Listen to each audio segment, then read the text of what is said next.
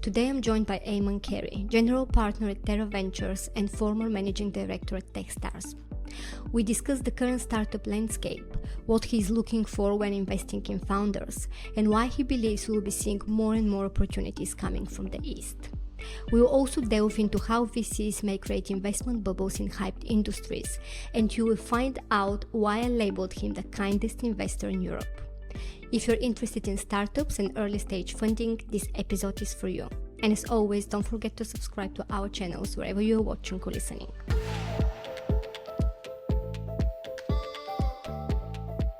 Welcome to The Product Show. Insightful interviews with founders and tech leaders sharing how they hack product growth.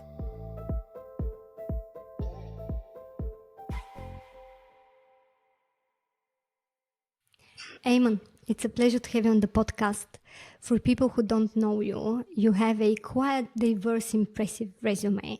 From angel investor, author, mentor to dozens of startups, former managing director of Techstars to your current role as general partner at Tera Ventures.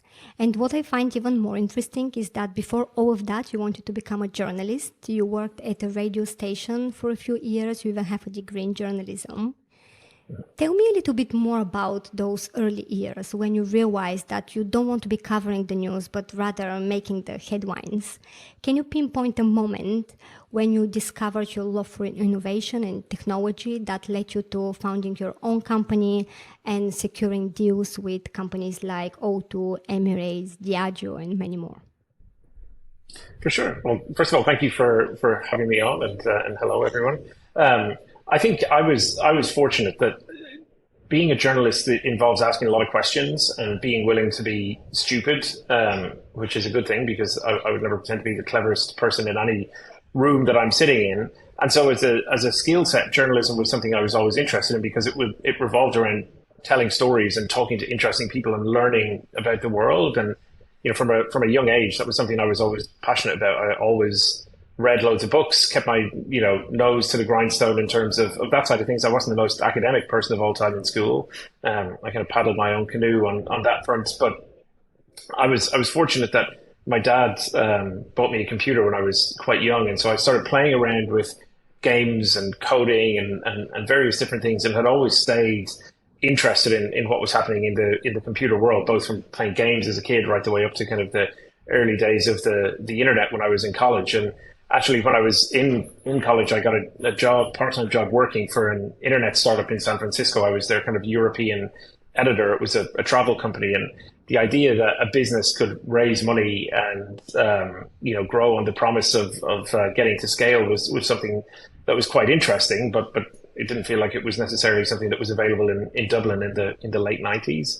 But the real catalyst for me was A, always staying interested in what was happening online, B, starting to work in radio stations and newspapers and in the media more widely, and seeing that world not really pay very much attention to the internet and be maybe sometimes a little bit dismissive, going, hey, 99 happened, the internet was a bit of a fad, let's move on. But the moment that really kind of solidified things for me was I'd been having this conversation with colleagues saying we should do more online. And the general reaction was, we're not so sure. And then in about 2004, 2005, I went out to Korea.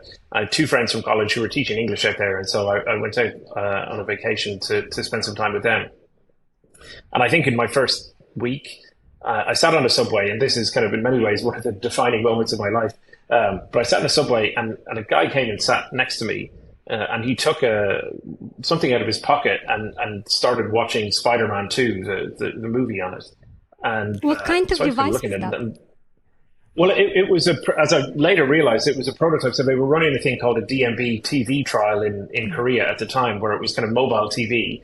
And so it was a Samsung device that he must have been testing or using, but it had full screen video playback. And then as we were getting off the train, he turned it around and started doing something else on it, which to all intents and purposes looked like sending an email. And I remember looking at that, and I had like a Nokia 3310, right? So I thought predictive text was like the highest moment of human achievement at that point.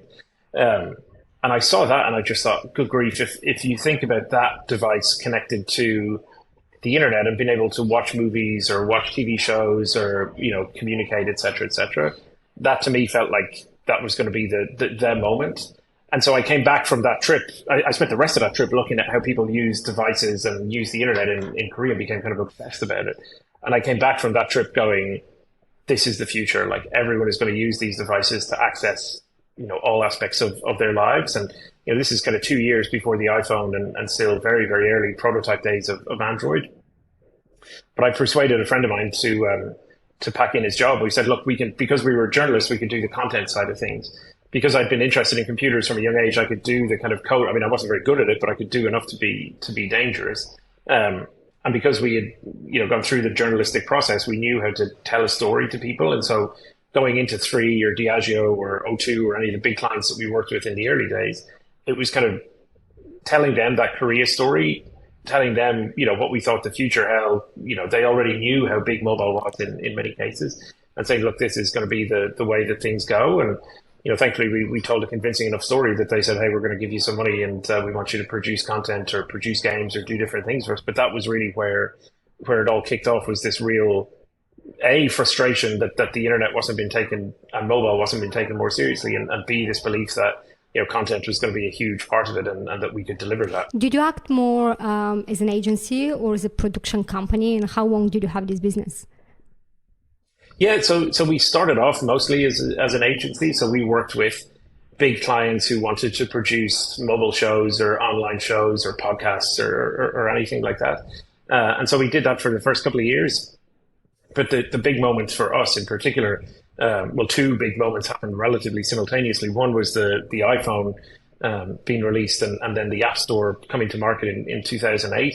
The second one was the financial crisis. And so the financial crisis hit our business pretty badly in Ireland and in the UK. Lost a lot of clients, had a lot of clients who were struggling to pay, had to kind of let people go and various different things like that.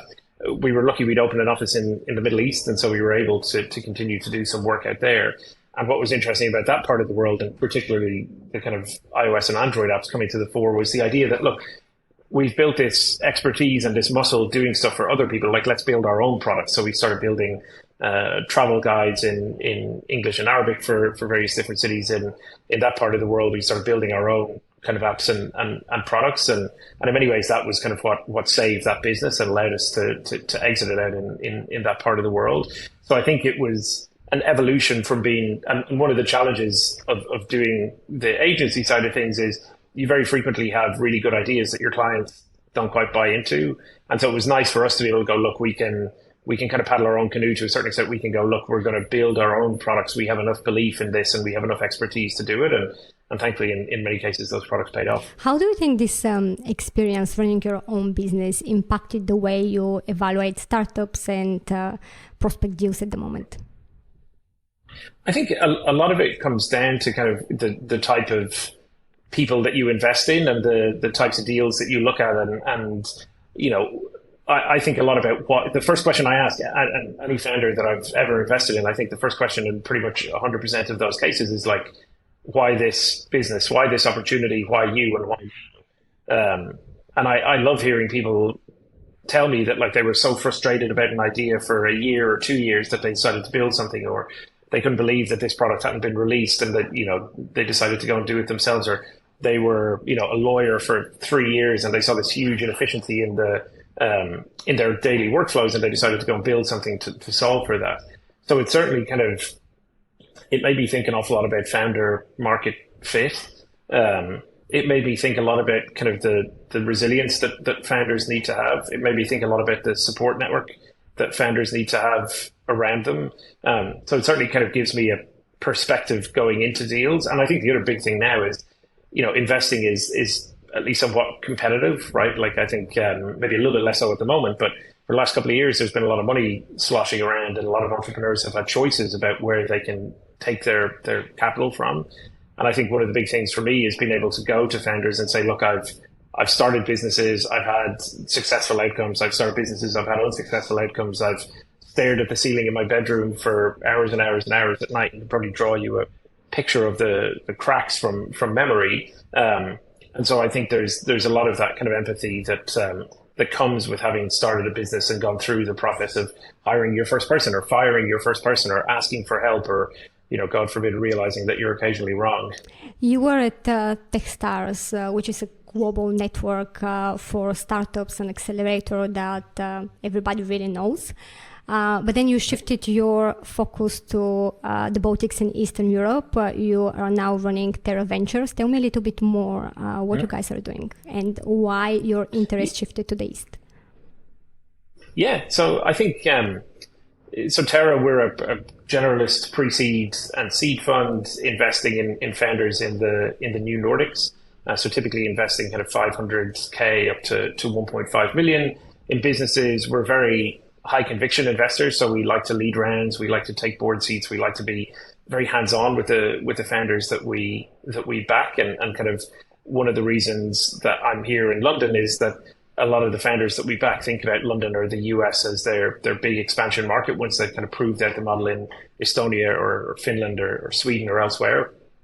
And so for me to be able to kind of help them get connected into the ecosystem here, whether it's investors, whether it's partners, etc., I think is quite valuable. And I'd known Andres and Stas, who were the other partners at Tera, for quite a long time. I first got connected to Estonia back in 2014. I was a mentor back then on Techstars London, which is how I first got connected to Techstars. And I was helping a language learning company who went through that program, a company called Linguist. And at the end of the program, they asked if I'd be interested in maybe joining their board as a independent. And so I flew out to Estonia, met the rest of the board, met the rest of the investors, the team, etc.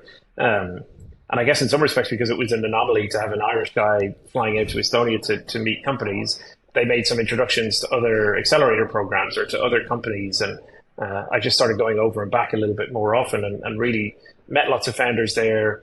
The Estonian ecosystem is incredible in terms of what they've achieved and how they've been able to kind of recycle talent, how they've been able to generate the number of extremely successful businesses that they have and have kept that going for now kind of multiple generations from Skype to TransferWise and beyond. So it was a great part of the world with a kind of great energy. And I think what was interesting for me was looking at these founders who had great businesses, great stories to tell, but who maybe needed a little bit of help going into markets that I was familiar with, or maybe needed a little bit of help kind of framing and positioning their company and their story for new markets, for different investors, etc. And so the more time I spent there, the more co-investments I did, the more people that I got to know, the more I thought, you know what, actually, A, they're building great companies. B, there is I think something unique that I can add to the ecosystem there and to the companies there to support them. And it became a pretty simple choice once I kind of factored all of those things in. Are founders any different there? A little bit. I think you know, having spent a lot of time in the US, in Europe, and in Asia, you see kind of founders, you know, being quite different.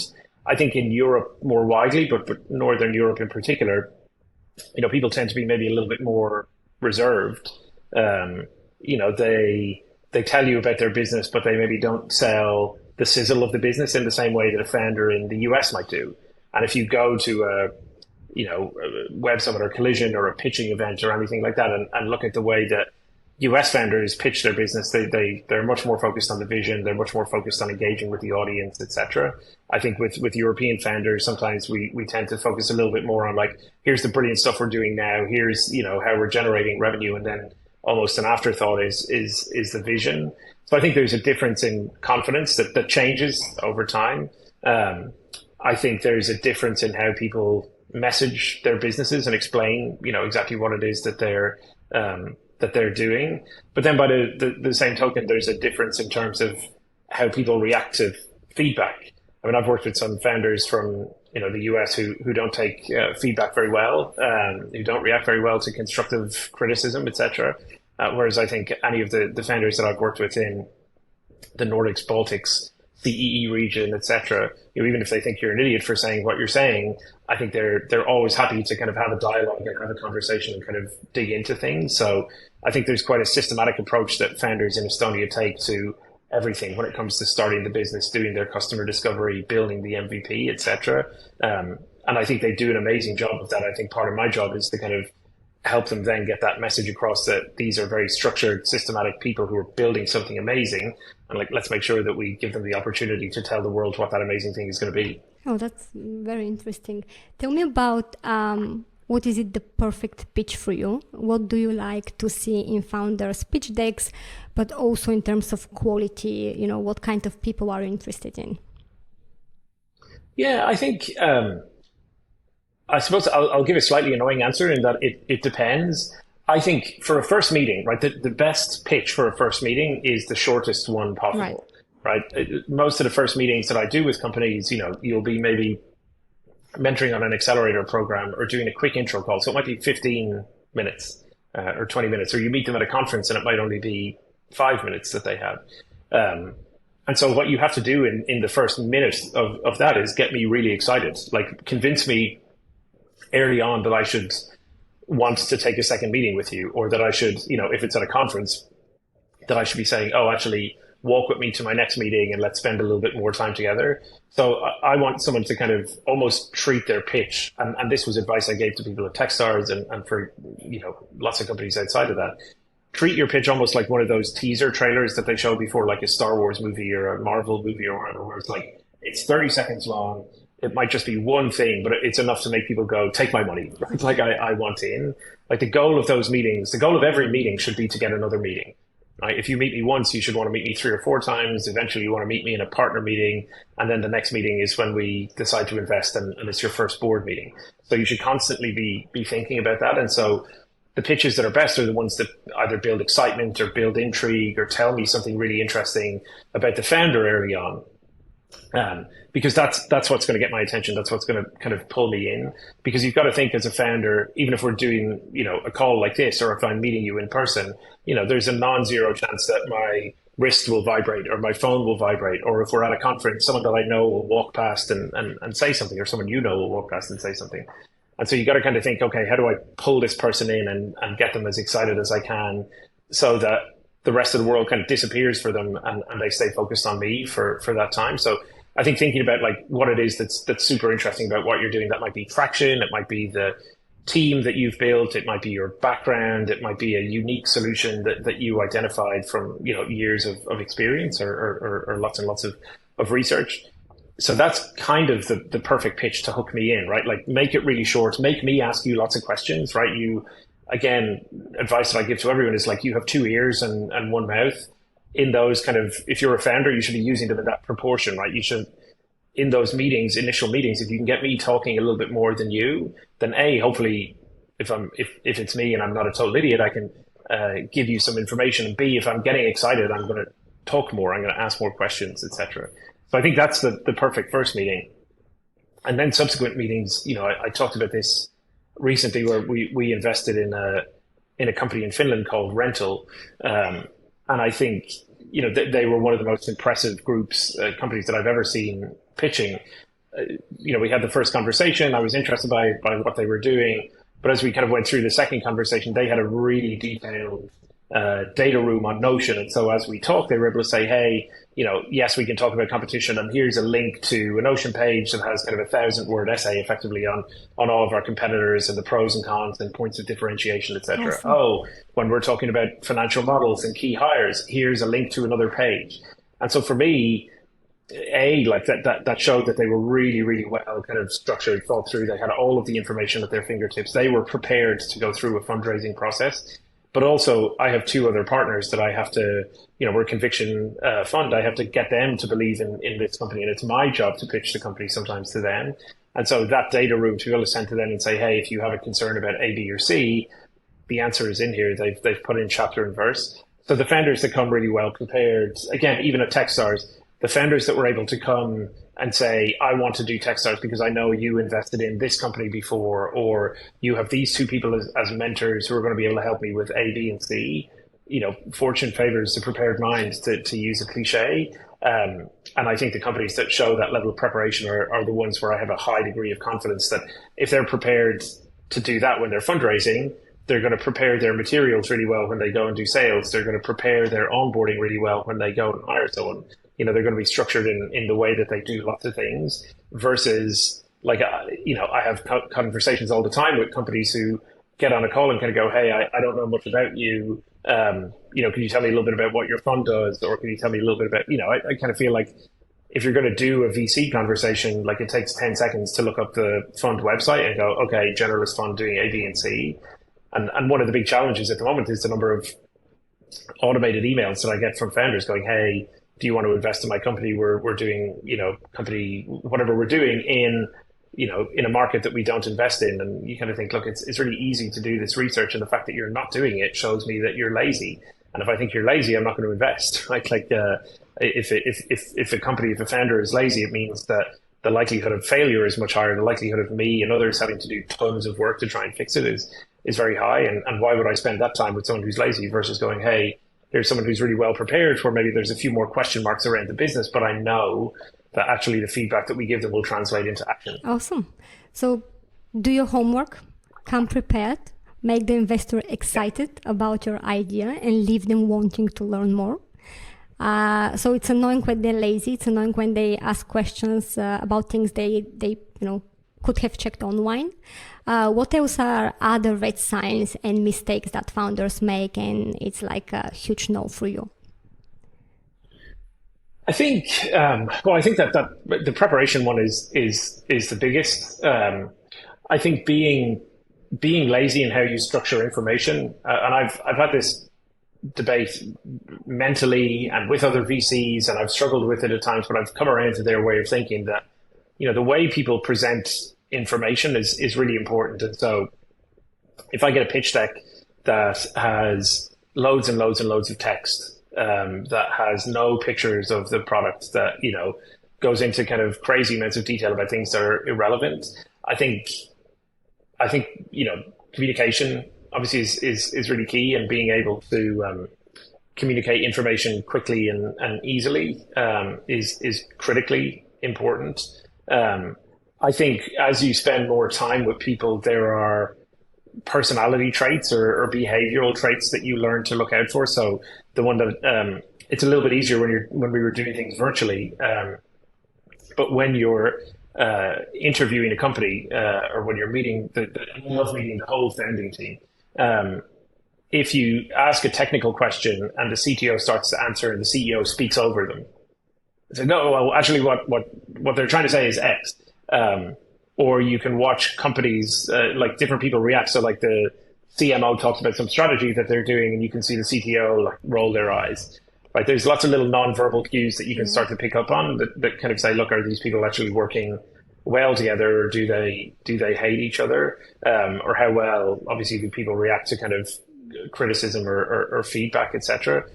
So I think you certainly look for those types of red flags. I think it's, but then you also have to be forgiving to a certain extent. Like I think I probably made every mistake under the sun when I started my first company, right? Like I think a lot of things that I tell people not to do now are probably things that I absolutely did 15 years ago. So I think I try where I can to forgive an awful lot, but especially now, there's so much information out there. There are books, podcasts, videos, resources up the wazoo to tell you how to construct a deck, how to pitch an investor, how to do all of these different things. And so back to that preparation piece, like really, if people are not doing that, they're showing me that there's either some sort of weird sense of entitlement that they have, or that they just don't care. And obviously don't really want to invest in founders that don't care about what they're doing. Reflecting on the last almost couple of decades, do you think that the expectations we have from founders have changed? And do you think that the popular advice from Reid Hoffman, if you're not embarrassed by the first version of your product you've launched too late, is still largely valid? Here at Pony, for example, we see more and more early stage companies investing in their brand identity. They see their identity and their tone of voice as their main differentiator in a very saturated market, because the majority of industries have become so competitive. How have the seed rounds changed over the years, and do you think we expect more and more from founders in those early days? I think we absolutely expect more, and I think we're probably right to expect more. Again, I had this conversation with a friend of mine recently where when we started the first business back in 2005, if we had wanted to build something like, I mean, what was that at the time, like Bebo or MySpace? So, if we wanted to build a social network, it probably would have cost, I don't know, maybe a couple of $1 million to build it, to market it, to get it to scale. And that would include like buying your own servers and doing all of this kind of stuff. Now you could build a social networking service using Bubble and a bunch of no-code tools in 20 minutes. You could run it entirely on AWS or GCP or something like that.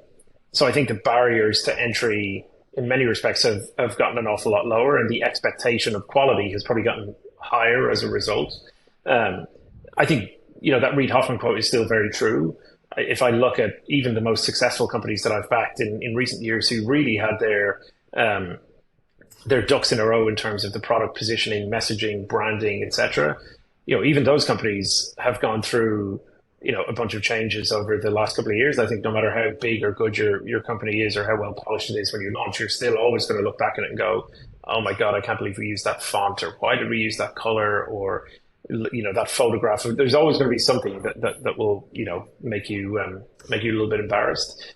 But I think because there's such an abundance of tools out there to help people build an MVP, an abundance of content out there to help people understand what to do when it comes to customer discovery, right? Like as a process was something that I never had really heard of when I started out. Now I can have one of a dozen books on it and an online course on Maven if I want to.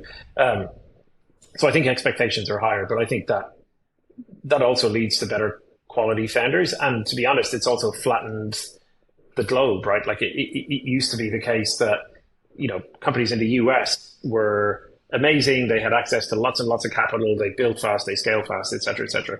And then you had kind of companies in Europe that didn't have access to the same level of capital, were doing good things, but maybe struggling to kind of go international, but there was some capital available. And then there was kind of like the rest of the world, right? And there was very little capital available for companies in Latin America, Africa, Asia, et cetera.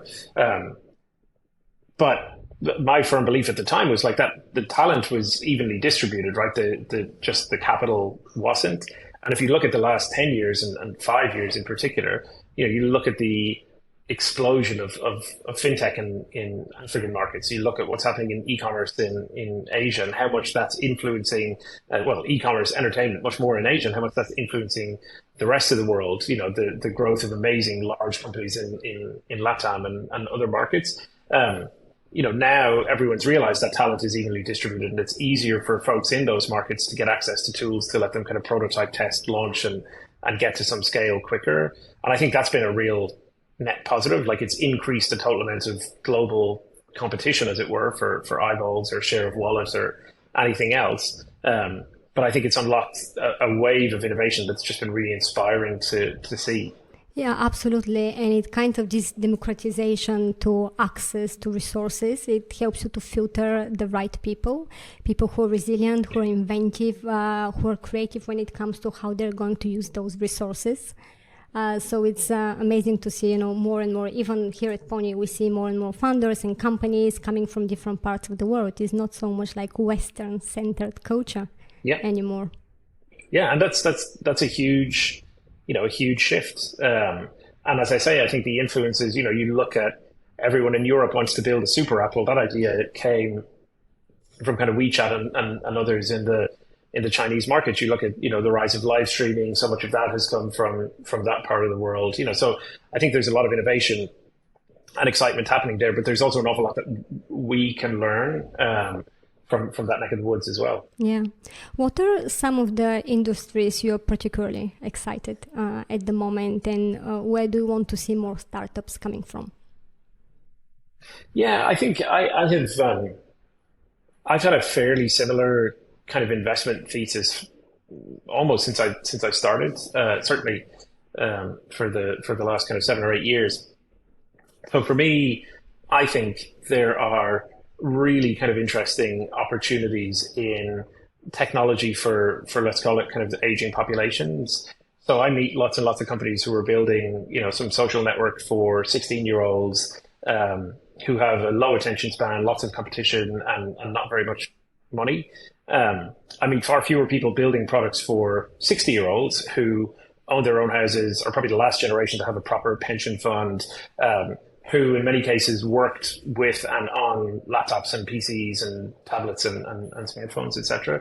So I think there are that is a massively underserved market at the moment. And I'm excited to see more and more people talking about it and investing in it. And I'm also, like, unfortunately not getting any younger. So I will be a customer for some of these products in the next 20 or 30 years. So I hope people start building better things. But that whole market, both from a healthcare, lifestyle, quality, social, like tackling loneliness, all of these types of different areas, I think is really exciting and interesting.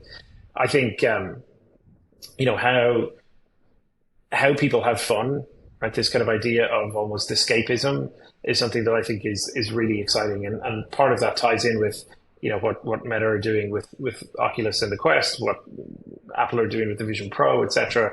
Not entirely, pigeonholed into that, but kind of how people spend their time and have fun, right? And whether that's, I've invested in lots of kind of platforms that are trying to democratize the creation of video games, right? Make it easier for people to create games, to create these amazing experiences that will bring people kind of joy and happiness. I've invested in game studios. I've invested in streaming platforms that try to, bring entertainment to people, etc.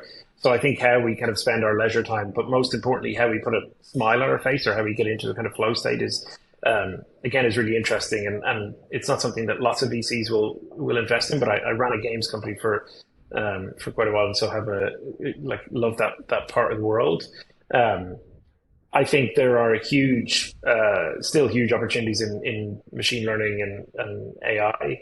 Again, we've been kind of investing in it for almost the last 10 years. And so I've watched a couple of different hype cycles come and go, but from everything from productivity to healthcare to, food flavoring and beyond. I think there's lots of exciting stuff to be kind of explored a little bit more in that market as well. And then the last one that I'm really passionate about is food, both kind of what we eat and how we eat it and where we eat it and the content that sits around it, how we become better chefs, how we get access to better, healthier foods, etc. Again, I think we're going to be at a point before too long where there are 10 billion people on the planet, and we're going to have to figure out pretty quickly how to feed all of them and how to feed people healthily. So I think there are big systemic challenges in that industry, and obviously that creates big opportunities as well. When it comes to industries, there is a delicate balance between being on the edge of innovation and being part of an overfunded bubble.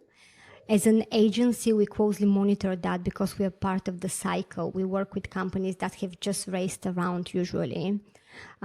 So we've seen the golden years of marketplaces, delivery apps, fintech, the Uber for X. Then in the last couple of years, been all about blockchain and Web3. And now we live in AI dreamland. Just last week, we've heard of a startup, Mistral AI, that raised over 100 million in a seed round without even having a product yet. And we kind of discuss this internally all the time. And it almost feels like that VCs bear a huge responsibility when it comes to superficially inflating those bubbles and probably unintentionally harming an industry.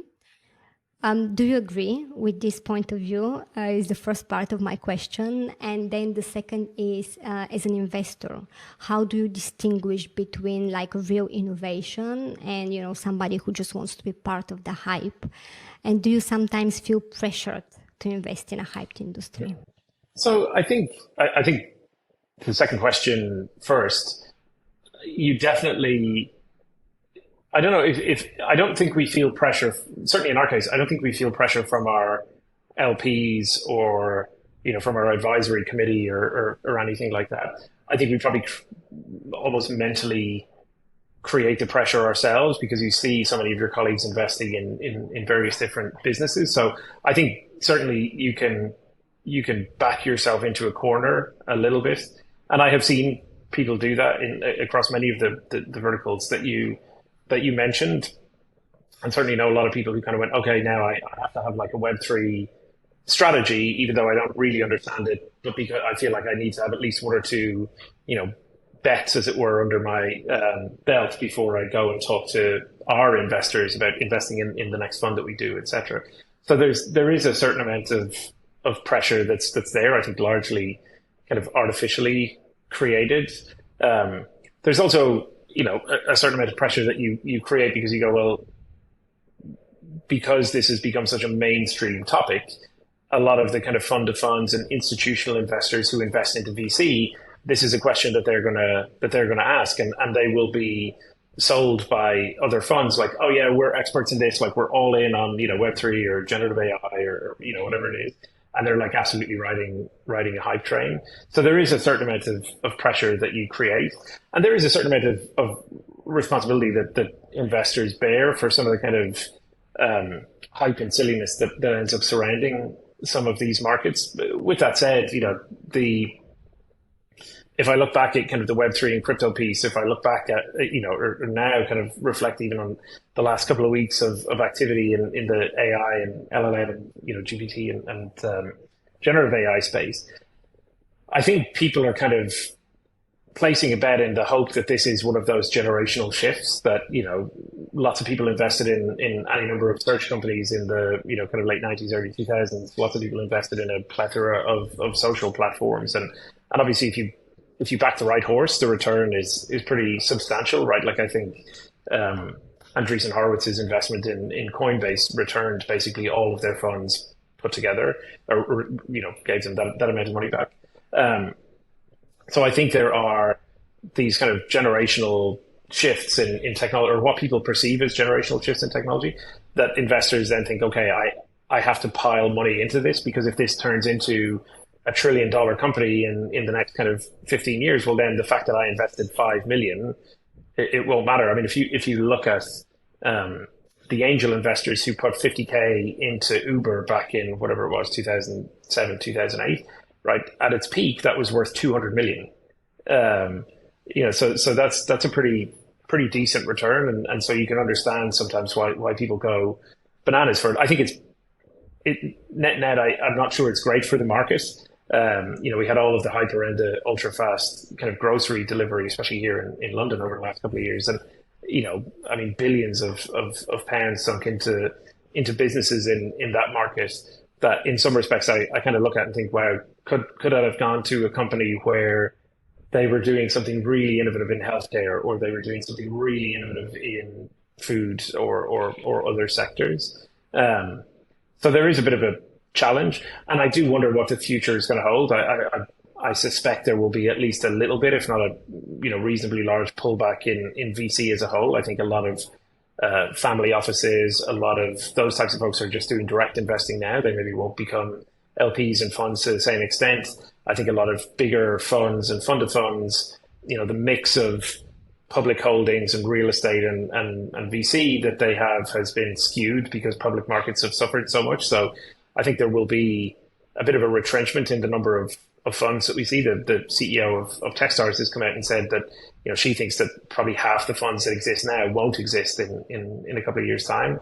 I'm not sure I would be that pessimistic, but I also would not be surprised if that were the case. And so, these hype cycles will always exist and be around. I hope people can take the right lessons from them and try and be a little bit more pragmatic and not necessarily get into an arms race. But when you see 50K turning into 200 million, it's hard not to think about the arms race as a winning strategy. No, absolutely. And probably another reason why we're going to be seeing this accelerated shift is the speed technology is changing. Even AI at the moment, I mean, people are investing in companies with huge promises, but they would really create this kind of huge shift and change in how many of probably the companies you've invested 5 years ago would operate. Mm-hmm. So it's part of the same cycle, I suppose. We'll see. I think a lot of interesting things will happen over the next little while. I had a meeting with a founder this morning who raised a really good round not so long ago, and who's now thinking, look, because so many other companies in their sector are struggling to fundraise at the moment. They're thinking about raising another larger amount of capital, to go out and acquire some of those businesses, to acquire competitors, to acquire adjacent companies. So I think there will be some interesting models that evolve out of a world where maybe capital gets scarcer for some sectors. And I think for some of these companies that have raised, 100 million plus, there will be some requirement for them to potentially acquire other companies, acquire other businesses to hire the right engineering talent, because that's still challenging to do. Yeah, no, absolutely. Even internally, our founder created a Slack channel, let's use AI. So we're constantly dropping new tools there that can help us deliver better designs faster, more efficient. And it's just about adopting the technology as quickly as we can, just to make sure that we are on kind of this edge of innovation. Yeah. But I use it for due diligence on companies. I was at an event at one of the big consulting firms' offices earlier in the week, and they were talking about how they're training people to use it for research and how they're using it in training in lots of different ways. So I think everything from, I have friends who are lawyers back home who are being warned not to use it because of the hallucination problem. So I think it's kind of table stakes to be working with these tools now and understanding them and understanding some of the limitations as well. But I think you're exactly right. Like I subscribe to a couple of newsletters now because there's so many tools that come out that I need someone else to curate them for me and tell me once a week, these are the ones to test out. We need an AI to curate the AI news. Going back to kind of you as an investor, tell me what kind of makes a great early stage investor, and what should founders be looking for in a potential partner aside from the funding? I think you want someone who understands your business and gets excited about it and is hopefully as passionate about it, or at least moving towards being as passionate about it as you are, but also an investor who's not just the checkbook, right? Who will give you the money and bugger off. I think you need someone, especially if it's a lead investor, who will challenge you, who will ask questions, who will hold you accountable. I think a great investor probably has some kind of track record of helping companies, right? So one of the things that I do with all of the investments I've made is I get them to do their due diligence on me. So I ask them to ask other founders about working with me and make sure that that's all going to work. So I think you've got to kind of figure out if this is someone where there's going to be a good kind of fit in terms of working styles and knowledge and so forth. I think especially a pre-seed and seed, so super early in the business's life cycle, I think great investors have to have a lot of empathy, because it is a very difficult, lonely journey to go on. And even if you have a co-founder, certainly if you're a solo founder, going on that journey is crazy. And having someone, yes, I'm investing in a company. Yes, I want to, hope for a financial return. But in order for that to happen, I need the founders to be as happy and healthy as possible. And so having someone who understands that is not necessarily going to be kind of standing on your neck going, give me 50% month over month growth or you're fired. I think that empathy is really important. And then I think, again, early stage investors, like someone who's got a good network, right? You're going to have, for the first 2 or 3 years of your business, and probably for the entire lifetime of your business, you're going to have way more questions than you have answers. And so being able to say, look, I need to talk to someone about going through procurement processes with government agencies in the US. Well, having someone who can go, okay, well, yes, I can get you this person, or yes, I have someone that can help with that. I think that's really useful as well, because again, the kind of, you think about your kind of Dunbar number of having 150 friends, and then those 150 people have a network around them, etc. And being able to tap into that, I think, is really important. And then there are some businesses where having someone who's got, very specific domain expertise or some, operational clout, etc. I think that helps. But for me, it's just someone who's kind of engaged, helpful, knows when to shut up and back off, knows when to lean in and help, and knows kind of, when to deploy empathy and when to ask tough questions. I think that's always good. The point on empathy really resonates with me. Having experience with being on the other side of the table, I'm telling you, having a bit of empathy and kindness towards founders is hugely appreciated. It makes a huge difference for them. And you probably don't remember, but back in the years when you were at Techstars, I was running my startup, and we met with you and my co-founder to discuss us potentially joining Techstars. And you were one of the kindest, nicest investors we've ever spoken to. And I'm not saying this is a compliment. This is just a fact. You asked the right questions. Thank you. You I'm blushing. listened. You made us feel heard. You gave us quite a lot of direction and advice.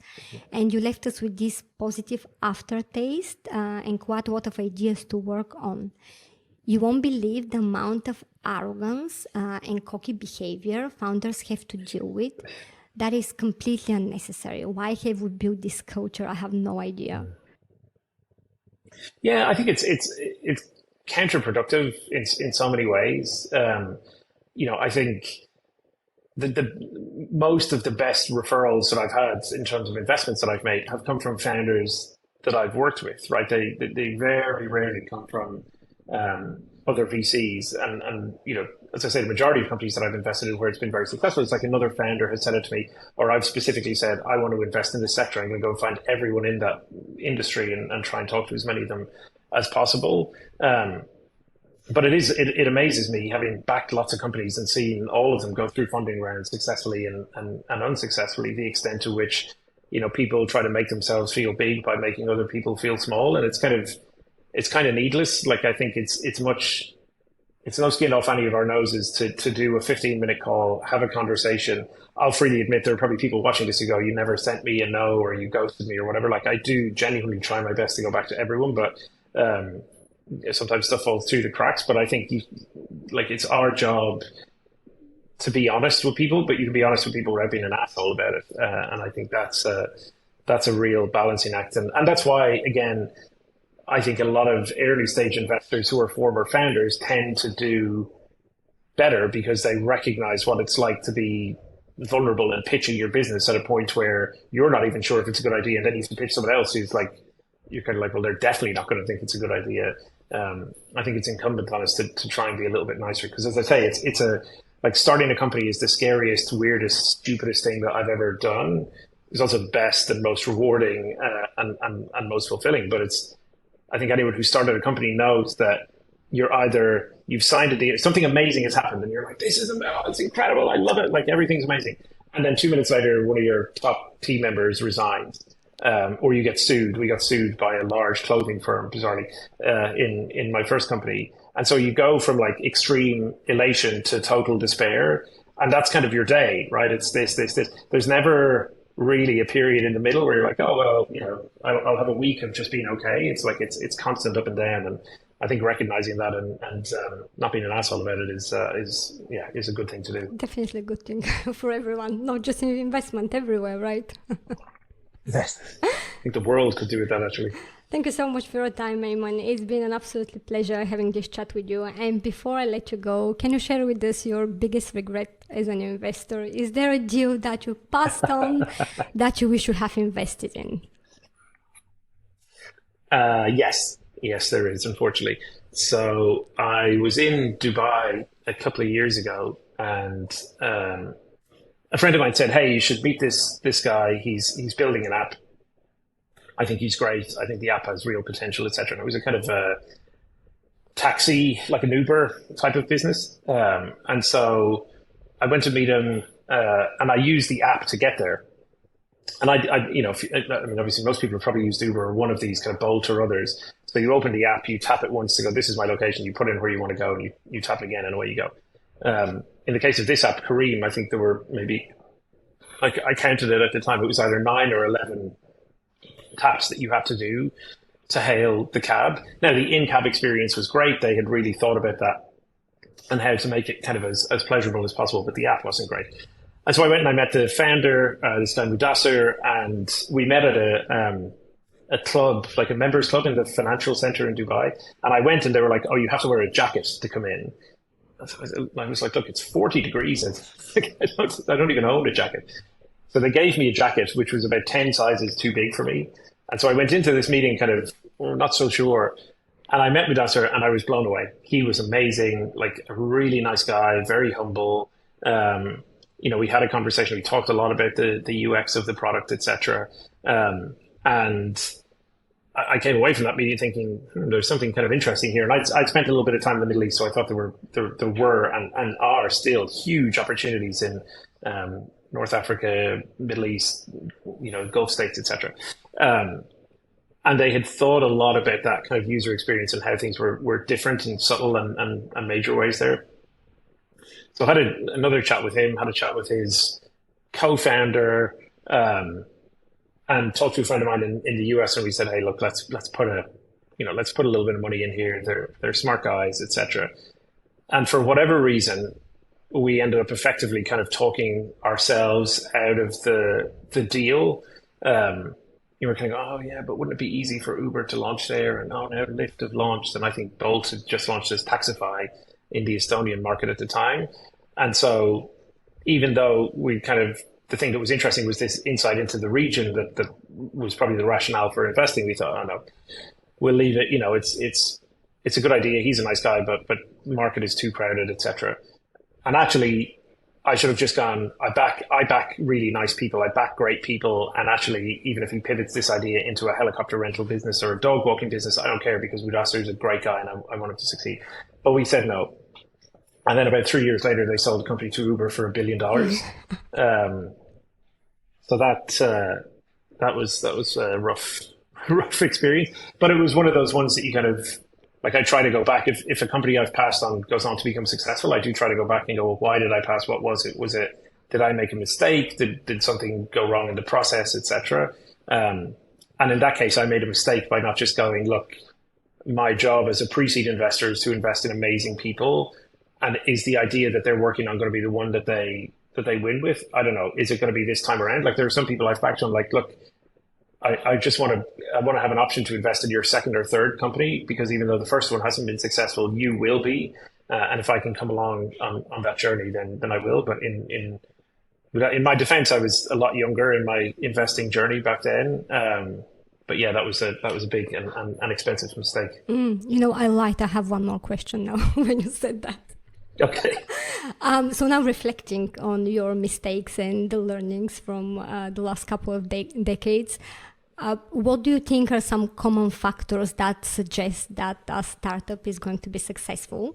Because I feel like you have one of the hardest jobs in the business world. It's almost like predicting the future. There are so many factors that will influence the trajectory of a company. It could be, founder circumstances, what kind of team they will bring in, competitors' moves. You mentioned Uber. What if Uber launched that?